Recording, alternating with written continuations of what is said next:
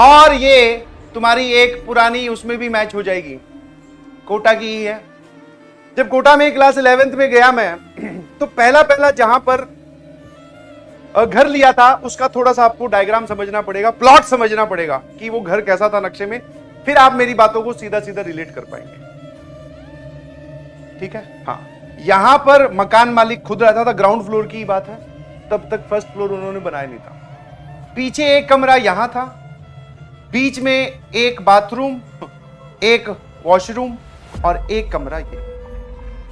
इसकी गेट यहां पर, एक यहां पर, इसका एक यहां पर और यहां पर। This is my room. समझते जाना आराम आराम से प्लीज, ये समझाना जरूरी है।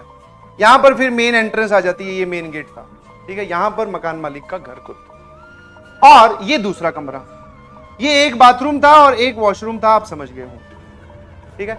हाँ, इसमें मैं, ये थोड़ा कमरा छोटा था तो मेरे पास ये सिंगल था। इस रूम में दो और लोग रहते थे, दोनों भाई थे, वो जेई की ही प्रिपरेशन कर रहे थे। ठीक है भाई? अब शुरू में वहां जाके जब 1-1.5 महीना बीत गया, तो फिर एक ट्रेंड समझ में आया कि भैया रात को जग कर आप पढ़ सकते हैं। और अपने जो है वो रात को जगने वाले लोगों में से थे, सुबह जल्दी उठकर हमसे पढ़ाई नहीं होती। ये वाले जो दोनों भाई थे, ये सुबह जल्दी उठकर नहा धोकर पढ़ने वाले छात्र थे। अपने रात को 2, 3, 4 जितने भी बजे तक, ठीक है, सुबह फिर थोड़ा लेट उठेंगे क्योंकि क्लासेस शाम को होती थी। ठीक है भाई? अब भैया पढ़ रहे थे, ध्यान सुनना, यस दिस इज सीरियस और हालत खराब होने वाली है। ठीक है? तो अगर किसी को डर वर लगता है इन सब स्टोरीज से तो प्लीज ना सुने। ठीक है? बिकॉज ये वापस फिर हमारे दिमाग में एक वैक्यूम क्रिएट कर देती है, बार बार ध्यान वहां जाता है, तो ऐसी बातें सुनने की कोई जरूरत है नहीं।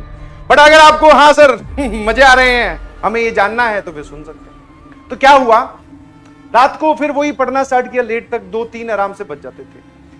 आपने बचपन में सुना होगा कि भूत 12 बजे आते हैं, वो पुराना हो गया।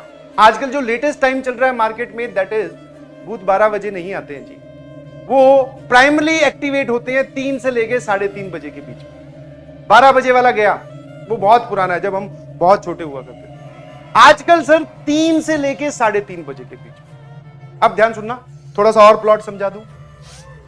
यस, यहीं पर ही टेबल लगा होता था, यहां पर चेयर, पढ़ रहा हूं आराम से, कोई दिक्कत नहीं है। ठीक है? हाँ, अचानक 3:05 पर बाथरूम में बाल्टी भरने की आवाज आती है, पानी से बाल्टी भरने की आवाज आती है। और बाल्टी, जब आप थोड़ा सा रिलेट कर पाओगे, जब आप बकेट में पानी डालते हो तो वो शुरू में बहुत तेज आवाज करती है, जैसे जैसे पानी भरता जाता है फिर उसकी आवाज कम हो जाती है। तो भैया बहुत तेज आवाज आई, मुझे लगा कि शायद वो सामने वाले कमरे वाले होंगे। और फिर एक डाउट किया था कि भैया पानी का रात को क्या कर रहा है, चलो जाके देखते हैं। बाथरूम में गया, ना ही वहां पर टैप चल रहा था, ना ही वहां पे बाल्टी भरी जा रही, खाली थी।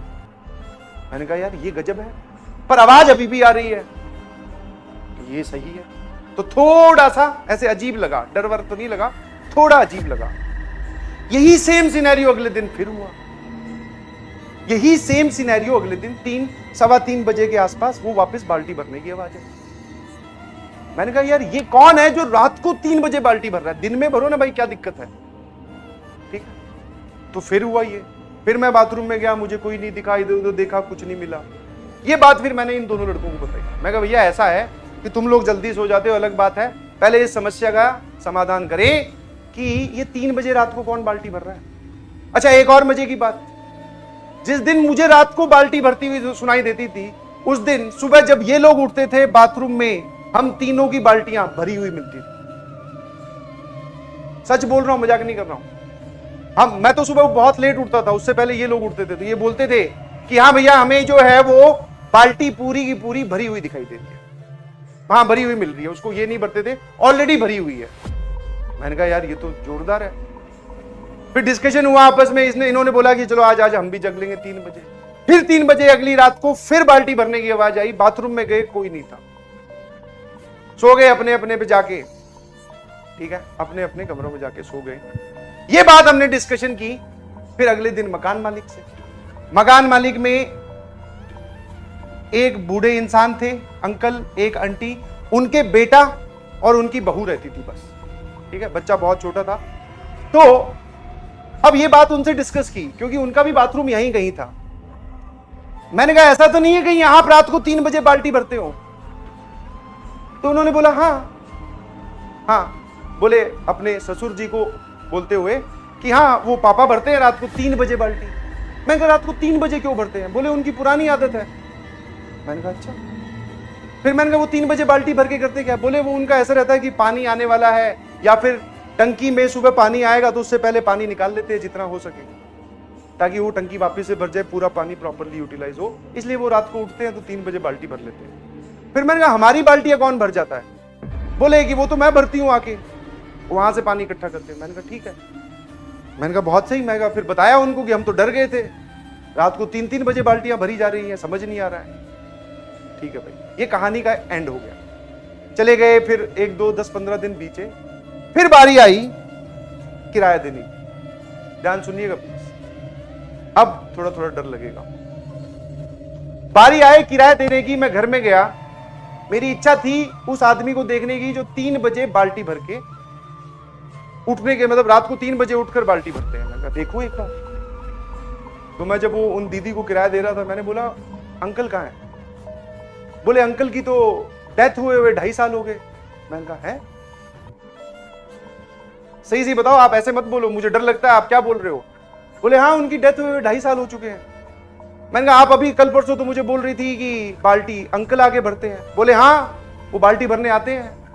मैंने कहा अब आप डरा रहे हो। बोले नहीं वो सही है, सच में वो बाल्टी भरने, मतलब उनका जो भी था वो भूत या जो भी उनकी आत्मा थी वो उस घर में थी, और वो रात को 3 बजे कुछ ड्यूरेशन के लिए, कुछ 15-20 दिनों के लिए 3 बजे आके बाल्टी भर रही है। बहुत बढ़िया। और सच में वहां पे सामने दीवार पे फोटो भी लगी हुई थी। अंदर जाके उनके ड्राइंग रूम में ध्यान से देखो तो एक जगह लटकी हुई है फोटो।